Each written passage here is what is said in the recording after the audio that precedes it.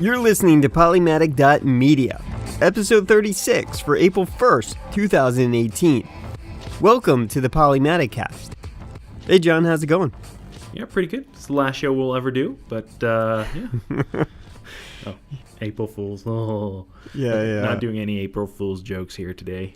Yeah, no. I mean, I was like, okay, let's lay on the lame jokes. Yep. So we're not doing any more shows. That's it. We don't have anything more to talk about. So Yeah. I know of an April Fool's joke that they're going to talk about tomorrow, I think, for the company I work for. Oh, really? They've been doing a fun one. But I can't really talk about that in the Yeah. podcast yet. Well, let's see. Let's talk about the ones that we can know that are going to have some good ones. Think Geek. always has some good stuff. Sometimes Google. it turns its tail to them where they're joking and then people are like, yes, I want that product. And then you have Tauntaun sleeping bags. Google will probably do something. Facebook, Yeah. I don't know. Don't really care what it does. Twitter never does They're anything. probably going to turn their whole site Russian. What? Oh, Facebook? Yeah. Well, if the White House was goofing on us. Change the language on the website of the White House to Russian. Yeah. Yeah. That'd be funny. Yeah. People will literally crap their pants if that happens. Yep, Russian orange potatoes, as you say. I don't know. I can't think of... I know there's going to be a bunch of lame jokes. Yeah. But ThinkGeek always goes out of their way to do something good. They used to do more video jokes. I don't know.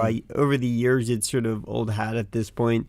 I don't even go over to ThinkGeek just to check it out, just to see what's going on, you know. So, I don't know. Maybe it will be novel for me sometime tomorrow to look at what's going on. Yeah. But, I don't know. I think it's none of it is surprising anymore, I don't think. So, Yeah. So I went to see a movie this week.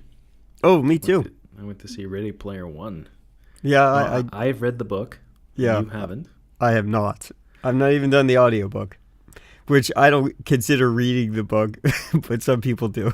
It's not really reading, you're listening, but I listen to the book is one thing.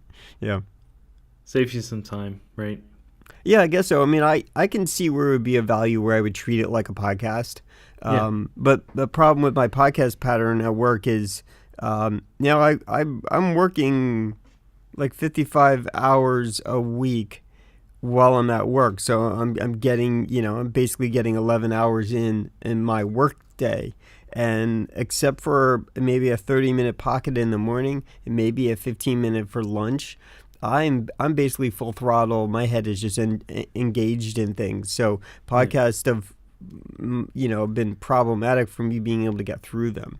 Every once in a while, I have a day where I can actually do more thinking and still listen at the same time, but it's more passive than it is active. So, well, I usually use the podcast during the night, evenings, when I walk from home to work and work to home. Mm-hmm. Yeah. So that's usually when I get my podcasts and audiobooks in. So. Yeah, I don't have a commute. Usually really. for work, it's usually using music because music is more. You're able to tune it out more. Mm-hmm. Or it's disposable. You cannot listen to it and work. Well, the conversations at work, they bother me, so I'd rather have something I know what it's going to be and just put that into my ears instead of people yapping all day. So, Yep, I know that. I'm around. There used to be a group of people in the office area that were really loud, and sometimes they were talking about legitimate things for their department, and then other times they were just breaking each other's balls, or talking about the gossip or whatever, and they were just loud. I mean, you could hear them. I don't know, good 100 feet away easily. And, and they were close by to where I sit. So they moved out to another location. And so it's a lot quieter. But every once in a while, you get you get conversations near me that I can't not hear. So I empathize, please, totally empathize. It's just So for the we're going to discuss Ready Player One today. So yeah, we should. If you haven't seen it yet, spoilers. We're gonna go first a little bit spoilerless, and then we're gonna go some spoilers, maybe some I'll put in a marker or something in the audio output. But yeah, so let's get started on that. So let's start with you because you haven't read the book, you haven't listened to the book. As a movie, what do you think about it? So here's what my concerns were looking at the trailer.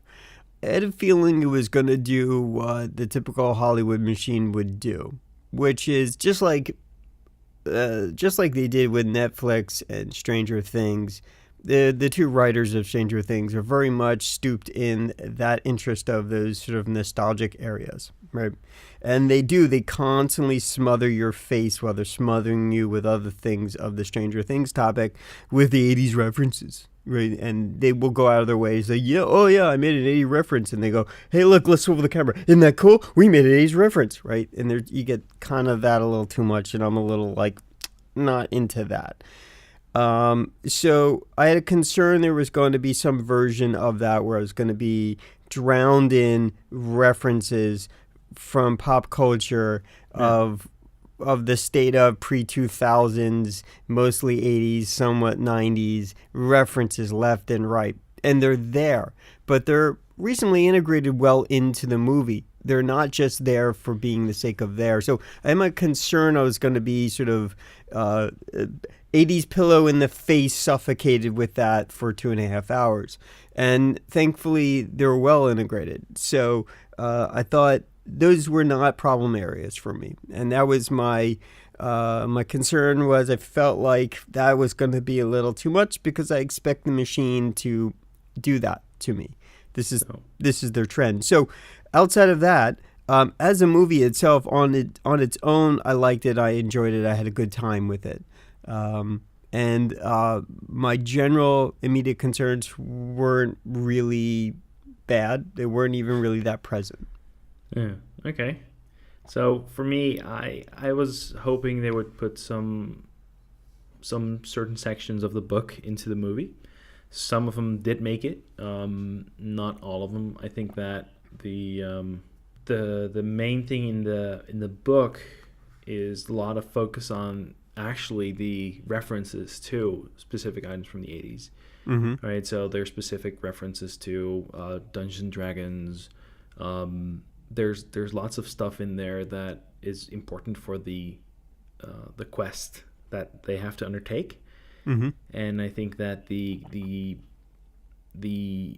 quest variant that they made in the movie, compared to what it was in the book, they really dumbed it down. So they went from having to actually work for the quest to we'll discuss that in the spoilery part, but they made it so simple. It's like very weird that nobody ever caught on to that. Right. Yeah. So that was kind of my problem. There were some plot holes, lots of plot holes in there, mm-hmm. and I think that if they would have spent a little bit more time, because it wasn't that long a movie, it was like 2 hours. Well, it was about 2.5 hours. No, it was like 2 hours ish. 220 is what I remember looking lots of trailers. No, that doesn't even include the trailers. For me, it was 220. What I saw, I don't have the ticket in front of me, but when I looked up the times, to 2 hours and 20 minutes. Yeah. But then again, I think it could have spent a little bit more time on the characters, like getting to know the persons in there. Mm-hmm. Right. So you have only the viewpoint of Parzival in the book, but there's like lots of details about. So in the book, when it starts out, he's a student and he sits in a school and he sits in class, right? But in the movie, he's already just full-time hunting, right? Right. Yeah. So there's some differences there, and I think that if they would have started it, and one of the things, and I think we can spoil that in the book, the first key is on his school, well, actually, on the planet his school is on. Also, Hmm. the the book versus the movie, the Oasis seems a lot smaller than it is described in the book. Because in the book, it's like there's like sectors and stuff, and you have like lots of areas and planets and stuff you can go to. But in the movie, it's like there's like a couple of them, right? So Well, the scale of things is a lot smaller, and I think that's probably huh. because they needed to not have to explain all that. But that kind of makes it less authentic in a way, if that makes sense. Yeah, I hear you, and I can see where those things would be problematic if you were expecting them comparatively to where the book has it. You're right, they shoved this into an origin point. They didn't actually explain his origin. They should have just lampshaded it. So I can see that. I can understand that. I think the movie moved at its own pace just fine. One of the things that I do not to ruin movies for me is I try not to explain the legitimacy of a lot of things because then I will always hate every single movie. It's the same thing with anime. If I try to explain the make sure that it makes perfect sense in a logical world, I will never be able to enjoy anything. And the reality of that is, you're right. There is a lot of foundational things that just weren't explained. There are a lot of it's the whole Clark Kent with glasses. That is not the reference I was intentionally making from the movie, but it is exactly that kind of reference. Is that we all know that's Superman, and then he takes his glasses off and they go, "Oh my God, that's Superman." I mean, seriously, it's that thin of a veil, right? It isn't. And the reality is that that's sort of the cheat for keeping a thin and light understanding structure in place so that the audience can participate, because you never know who your audience is or who you're speaking to. Well, I think that if they wouldn't have done a movie and they would have done like a series Yeah. instead, even if it was Netflix, right? Because Netflix has TV series. Some of them are good. Some of them are really, really Right. horrible. They're But a formula, yeah. I think that a series would have been better for this because it Hmm. would have given it more time, given it more, well, not more resources, but a better way to flesh out the world. Hmm. Right? I think they could Well, give it more attention. what's the age on the book? Do you know what the 2011, so it's like okay. 6, 7 years. So this really predates well, I don't know. How far does sort of Oculus and the second generation of VR come in place? Yeah, Um, kind of is around it that time. So around that time? stuff Okay, was so happening then. I was just gonna say, if VR still wasn't a burgeoning market, would the machine, so to speak, Hollywood, have greenlit this production? Is kind of the question. I know you don't necessarily have the answer. I don't either, but I would think that that probably has a lot to do with what's going on today. That the VR component of this movie is what. I don't even know. I mean, they weren't wearing anyone's VR brand of goggles or anything No, like they, that. they, No. they I think they specifically chose that because they wanted to do an not have to refer to those Mm-hmm. and get like sponsorship or other Right. Yeah. deals Yeah. in place. Yeah. This is like also why a lot of the references are not in there, because there's in the book there's references to Ultraman and stuff like that, but it's very hard to get licenses for that kind of stuff. Hey, there was a Gundam in there. Yeah, but they got licenses for that because they know who Yeah. owns the license. But for Yeah. stuff like Ultraman, they don't know who the license is for. Right. So, yeah, I mean, I think from a production standpoint, that's a nightmare right there. Is Yeah. getting approval and or everyone's financial dig into the profits of this movie. What did you think of the villain, the major villain? Perfectly fine. It was My a little bit, I thought it was a little bit too childish, too like over the top. Who I'm evil because I'm evil, right? right. I get that, and I can understand that. I don't think you go in this movie expecting to satisfy that area of intelligence, and I don't mean it's like uh, fart humor. It's not. But Well, that's very close. you're not going in to expect that level of. You're not going to go in there and expect you needing some tissues because you were crying. You don't. I don't think about anything of this movie that I expect anything Emmy or Oscar nominated worthy. I don't go in there thinking that I'm going to be enriched by it, other than entertained by it, and that wasn't the expectation I was holding on to. But if it was, I wouldn't have been disappointed, because it certainly met those expectations. If that makes any sense. Does that make any sense to you? I wasn't expecting anything amazing from it. I was expecting to be entertained by some kid in VR and some big bad evil. And that's exactly what we got. Okay. Well, yeah. I think that's where the book parts comes around the so corner. So in the book, the evil component was, there was more there. There's more sophistication. What was going on? I think that the movie is a lot lighter, and the book is a lot darker. So I would have expected a lot more grimy, like really high up stacks, like lots and lots of them. But in the book, you just get one neighborhood. It's right. Like, what? Yeah, in the movie, you get one neighborhood.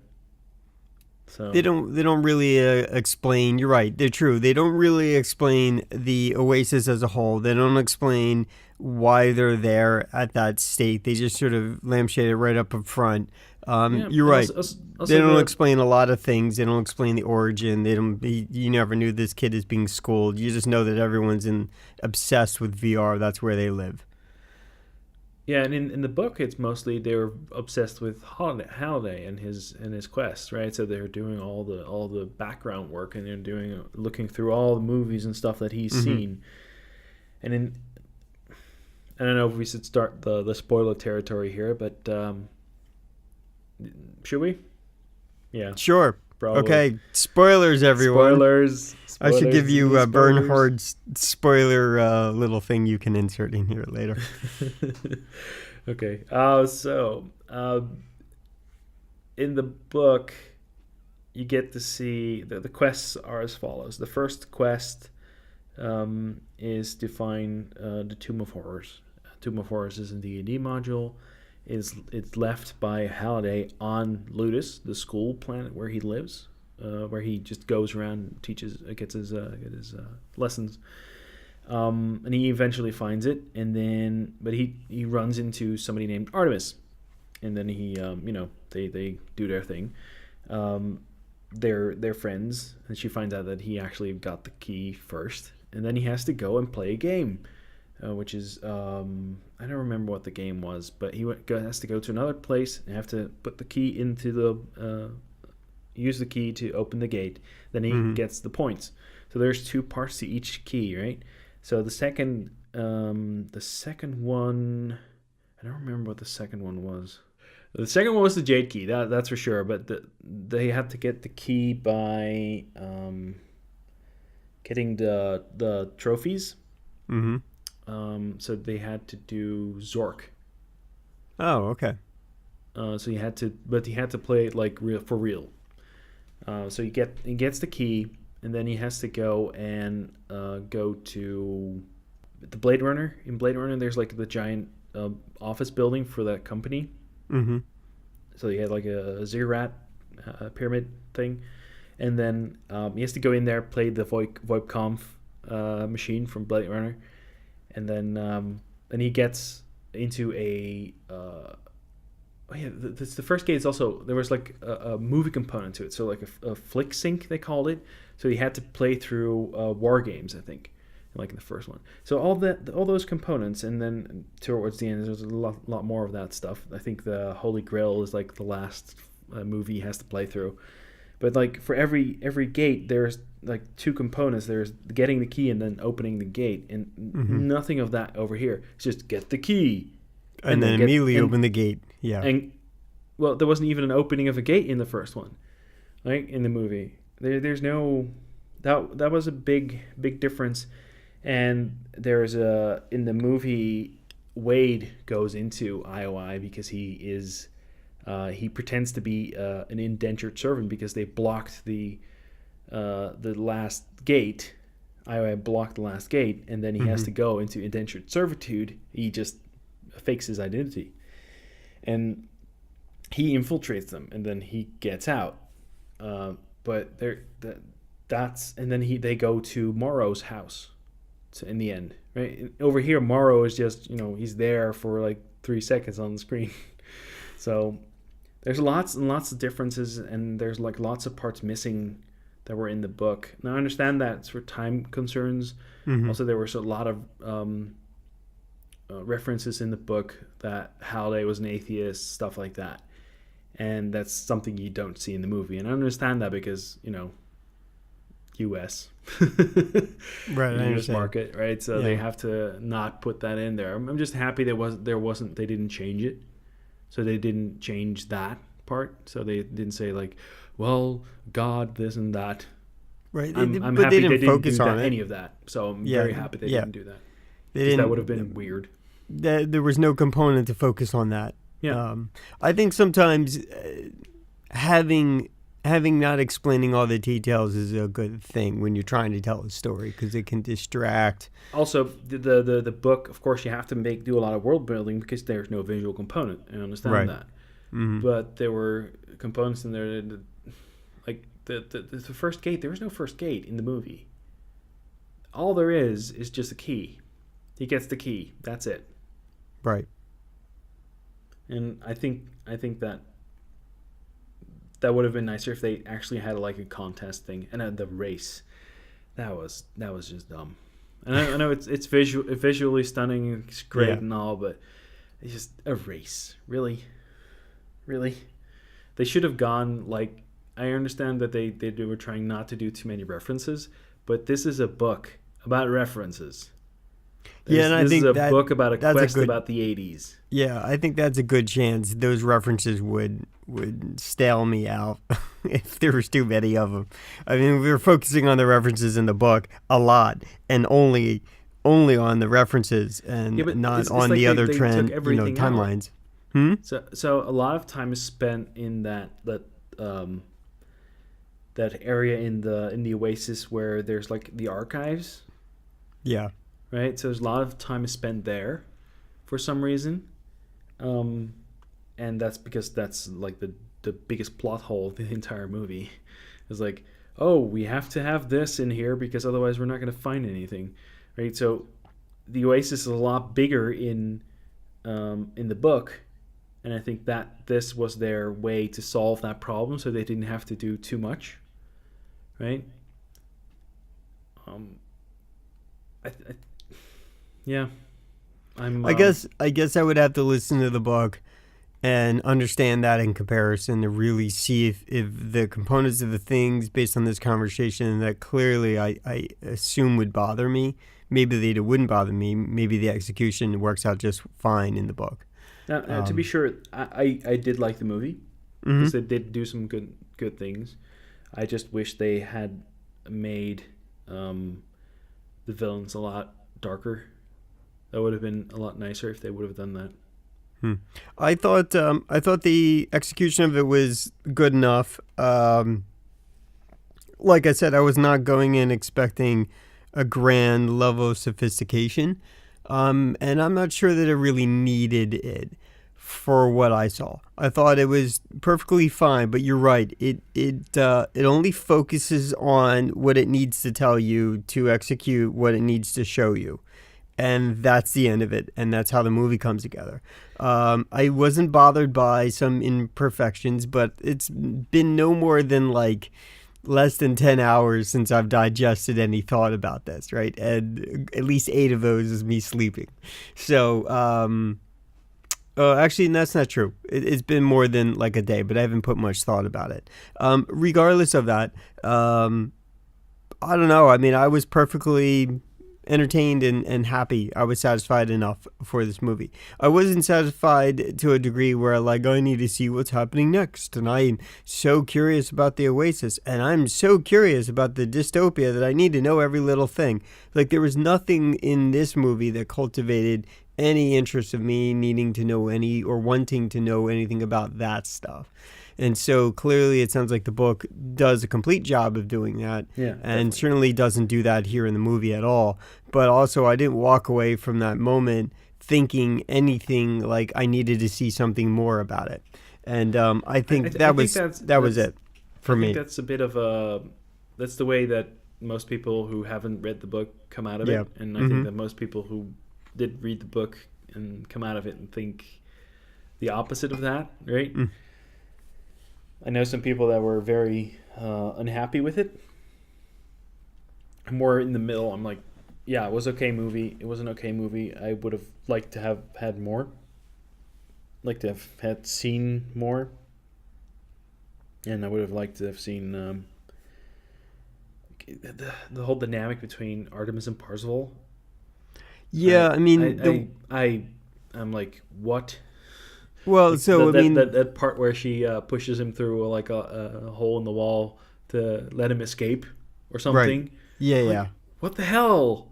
Why is this a thing? You could have just made it out. But this was her plan all along, maybe a little bit. She's sacrificing herself because she thinks he's going to be right. So in the movie, what they do is there's no knowledge or understanding. There's no structure between Percival and her that basically that they know each other. They don't know each other. She's a legend, right, as it's proposed right up front. Well, and then he happenstance next door. That happens in the book too, only they get to know each other, right? So there's a period where they get to know each other and they get to slack off. There's a long period of time in the book between the first and the second gate. Right, and there's none of that here. This is all wired around they're getting closer by way of the achievement of getting the keys. Yeah. And trying to figure out the puzzle in general and satisfying or validating doubts, right?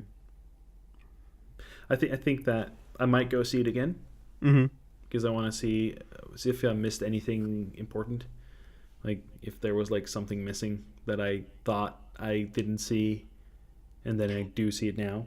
Yeah, I will be curious if you find layers in it. Of course, I didn't see layers because what do I know, right?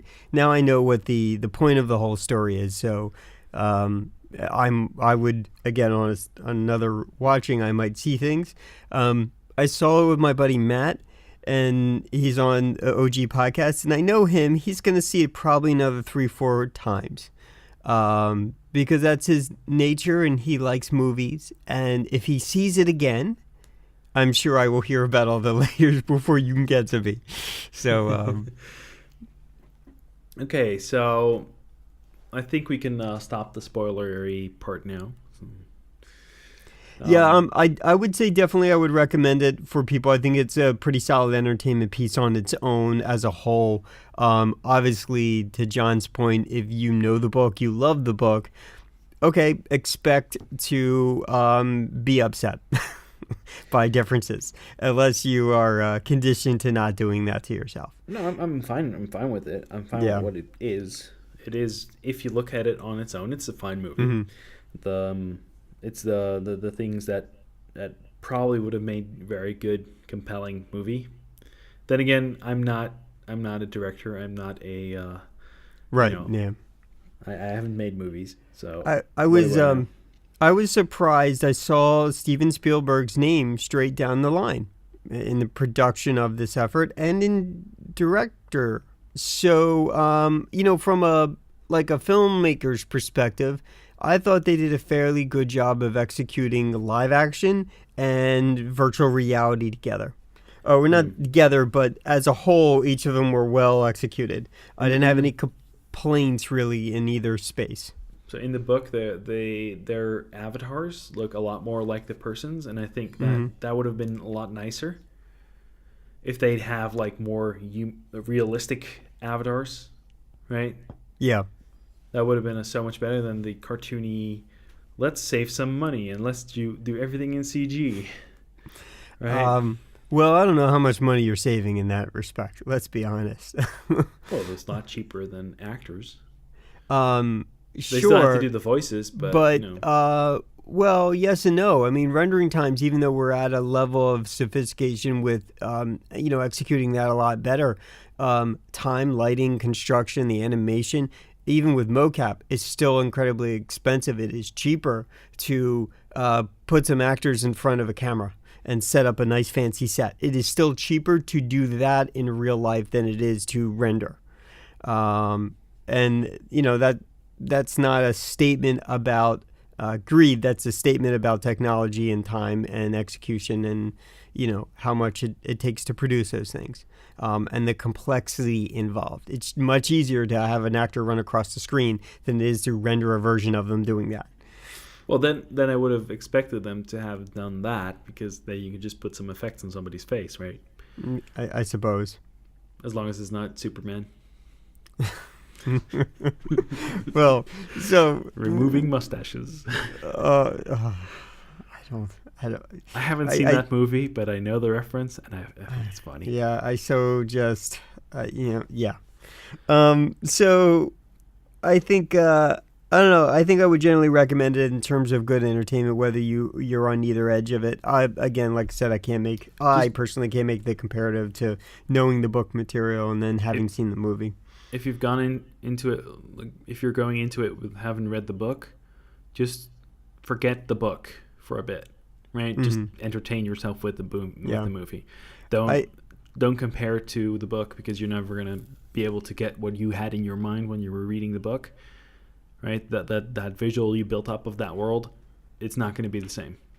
Yeah. So I know one person aside from you that had read the book, liked the book, was excited to see the movie, and I told her, I said, go see the movie. It was good. Now that I hear about this with the concern with regarding the book, I need to give her a warning. I think there's plenty of warnings out there, because I don't really know what her disposition is in these cases, right? So, and the other thing is, she said, I heard lots of positive things, but again, we all live in our confirmation bubbles, right? We fill our room, we fill our beds up with all the stuffed animals we like, and we rapture ourselves around them, and then we cuddle them all day, and we reinforce our expectations. We only look for positive reviews about the movie. Don't look for the negative, unless you're a person who thrives on the negative. Then you always look for the negative. So, I mean, you're going to find whatever you're looking for, even though whether it actually has some legitimacy or accuracy in its statement, if that makes any sense. It's at 76% fresh on Rotten Tomatoes. Yeah. It's kind of what I expected. I've not seen Black Panther yet, but I mean, if you're looking for just straight on entertainment that's going to excite you to a high percentage value, I'm sure Black Panther is a better entertainment movie because it's got all the crowd pandering things. This has just reference pandering. Wouldn't you say that? No. You didn't like Black Panther. Okay. Well, apparently most of the world disagrees with you. Another okay movie. Yeah. I like Ready Player One because I like the source material more. Yeah, okay. Also, the Marvel movies are kind of tiring me out right now because there's so many of them. Well, there's I think the final one for at least not the side franchises, but the Avengers is coming. Yeah, that one's coming up. Yeah. That's 2 movies. You have to spend that story is gonna be cut into 2 pieces. You think, or I don't. No, I know. I don't know. Oh. The first movie is gonna be about what was it? Thanos is gonna kill everybody. Mm-hmm. And then the second part is the whatever comes next. Got you. But there are still movies after that, so that some will make it. Mm-hmm. But yeah, I don't know. I like Ready Player One more than Black Panther, but not.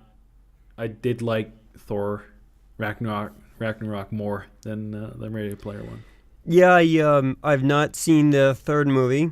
I don't If think you I've didn't like the seen, first two, you will love the third one.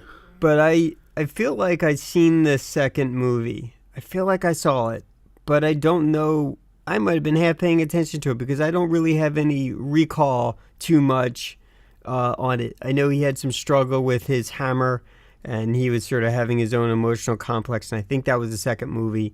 And then That's the first one. Was that That's still the first one? Yeah. Okay, so then maybe I'm pretty sure I've not seen the second one with I think Jamie Alexander, right? And so I haven't seen the third one either. It's just sort of on my general list of eventual things to do. So I've not seen either of those, so I can't even begin to have any comment about it. I was a little, you and I saw the first one together when we were in San Francisco, so we saw it in that whatever big IMAX theater. Oh yeah, we did. Yeah. So that's how I No, it saw was it. Iron Man. Iron Man 2, I think. No. It was Thor. Okay. Yeah, it was Thor. And so I was surprised Portman was in it. And then I was a little surprised that the trend wasn't there and she wasn't really in the second one, I thought. She was in the second one. Was she? See, this is the conversation. I feel like the main character in that second one. I must have seen. I don't know what I saw then. I thought I pretty much saw another. Maybe it was the Avengers movie or something. Yeah. Like Portman wasn't integrated. Maybe that's what my concern or surprise was. So yeah, I think go see it because they're not going to make many movies if you don't go see it about books, right? There are going to be a lot more adaptations of books coming soon. I think there's one for Seven Eves coming at some point, so that's going to be a good one. I suggest you read Seven Eves, by the way. Or listen to it. What? That's probably the only way I'm going to get to it. Yeah. Okay, so I've got two more things. I updated shortening documentation, so Polymatic.media/GZ for that. And if you use PHP, you can go to Polymatic.media/H1 for the PHP package for shortener. So it's still work in progress, but I'll update it. Just mentioning it here because we are, this is kind of where shortener stuff comes out. So right, and whenever you finally hit a final state, I'll build some .NET things. I'll build a .NET standard, a .core, and I'll put up on NuGet, whatever you got to do to get it. Well, the API is done, so you can just use that. Use the API documentation to do that. But I need to switch shortener.com to the new API, to the new system. That also means that I have to take out a lot of spam that needs to be replaced, and then you can reuse some of the old links, so that's going to be good, though. That's good. Yeah. But not FU, or at least not on Polymatic. No, that one's taken. Oh, that's a garbage collection too. So anyhow. So we got some more fun stuff. Artemis and Parsifal, Polymatic.media/GV. It's basically the story of Ready Player One in like a cartoon form for like 3 or 4 minutes. So the Gunship made a video, made a song, and then they made a video for it too. So Polymatic.media/GV for that. I'll have to check that out. So there's lots of good photographers, or let's put air quotes, photographers. Some people pick up their iPhone and they take a picture and they go, I'm a photographer, right? Okay. So you're not getting into any kind of whine and complaint about that. Let's be honest, if you truly are a photographer, you should know how to put your camera in manual settings and shoot well with that. And 9 out of 10 pictures should not all be blurry, right? You shouldn't have to be a great photographer by the volume of pictures you take. So, and I mean that like you take a high volume and only a few of them are come out perfect, right? Okay. So outside of getting into like a snobby, arrogant thing, you really aren't truly a photographer if you're living in auto mode. Now, with that said, I live in some variation of where I'll put autofocus on so I don't have to bother with it, right? So, but to that point, there are some people that are very talented at this stuff, and they are drawing from real skills and not sort of the automation. And it's beyond the photography they do. It's also gets into their color grading and their ability to put together a very static and stoic, well done, implemented video. This guy, Brandon Lee, I heard about, and I checked out one of his videos, the Hong Kong tram. And this video is full of fluid. It's very fluid. And I think this is someone to at least watch out for to see what kind of video productions this person is doing on their channel. So Polymatic.link/GW. I don't know. I was very impressed by it. Certainly these things take time to execute that well. But this guy's got the talent for it. So looked interesting. Yeah. Okay. I have a fun thing. I thought at first it was like a April Fool's thing. The glitter printer, Polymatic.link/GS, but it is not an April Fool's thing. Somebody actually built something like this and and made things with it. So yeah, it's like the herpes of crafts. But there we go, Polymatic.link/GS. Okay, I'll have to look at that video. So I don't know. This was just interesting from a person who likes time lapses, has produced a few of them in my life, and I thought this was a very educational and interesting take on it. This is a soil cross section of a bean growing in 25 days. From plant and bean. Polymatic.link/GX. Did you have a chance to look at this, John? I watched all of them. Yeah, it was pretty interesting. I don't know how many of those that I could watch in my life, but I think channels like G-Phase or something like that. I looked at some of their other stuff. I didn't have as much intrigue, but I don't know. I thought it was an interesting perspective. These are the kinds of things we don't really pay much attention to. We just, plan our thing, wait for the carrot to pop up and pull it out of the ground. You know what I mean? This was not a carrot. It was a bean. It was a bean. Yeah. Next one is Bob iOS. Instead of Bob Ross, it says Bob iOS. Oh, okay. Polymatic.link/GT. There's a guy dressed as Bob Ross painting on a iPad. Oh, really? He's Okay. doing Bob Ross on the iPad. Okay, then I definitely have to check that out. And then the last link is Google's up to doing something interesting again. Here's the next version phase of it called the Nth Synth Super. Polymatic.link/GY. Yeah, did you look at this? Look at that. Of course, the nerd in me is like, I want one of those. These things are not available to buy. What are you going to do with it? Well, I would probably hook it up I would probably integrate it somehow in Ableton and then daisy chain it through some effects processing and then come up with some unique sound packs, and then maybe I'll go back into Ableton and make stuff with it. But, I never have time for these things. I never have the time. Seriously, never have the time. I can only do one or two major things in my life at any given time. So. Yep. Okay, so we still have some music. Deadmau5 did a new album. He put it up on Tidal, which is kind of a drag, but hey. Polymatic.link/GR for that album. He made a symphony, so he went from beats to making symphonies. Polymatic.link/GR. Okay, cool. For that. And Tritonal, Only Mortal, Polymatic.link/GU, also very nice music, so go check that out. I think that's it.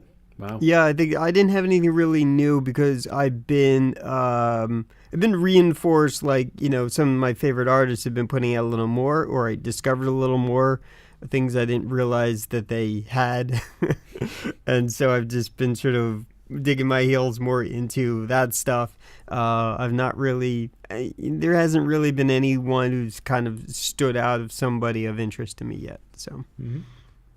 Okay, so Alan, where can they find you? You can find me on Twitter, CHAESS. I am there more, and I haven't really been on Facebook. Not on Facebook as little as possible. So, you can find me on Twitter at WebDevie, WEBDEVVIE. For feedback, you can reach us at podcast@Polymatic.media. The music in this episode is by Say Uns, which you can find at polymatic.link/ek. Our Twitter is The Polymatic. Our website is Polymatic.media, and I hope you tune in next time.